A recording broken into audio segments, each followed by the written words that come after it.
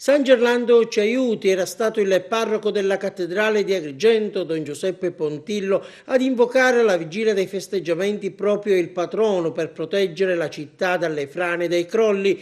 Il tempo in effetti scorre e passa, ma gli interventi, quelli che servono per mettere in sicurezza il Duomo e il Costone, tardano ad arrivare e allora per chi ha fede non resta che affidarsi alle raccomandazioni celesti, visto che la burocrazia e la politica hanno tempi lunghi e la conferma che non si muove ancora a foglia è arrivata ieri nel corso di un incontro che si è tenuto a Palazzo dei Giganti, voluto dalla conferenza dei capigruppo di Aula Sollano e dall'ufficio di presidenza. Presenti anche il sindaco Firetto, oltre ai vertici comunali e regionali della protezione civile, ordini professionali, rappresentanti della soprintendenza della chiesa locale. Il punto di partenza quasi disarmante. Le risorse per la progettazione sono ancora bloccate, fanno la navetta da un dipartimento all'altro alla regione. Al di là di qualche scintilla prontamente rientrata, la riunione è scivolata via su un binario quasi morto, interlocutorio. Nessun passo avanti importante è stato registrato, se non la volontà politica di Palazzo dei Giganti decisa a prendere di petto la delicata e complessa questione.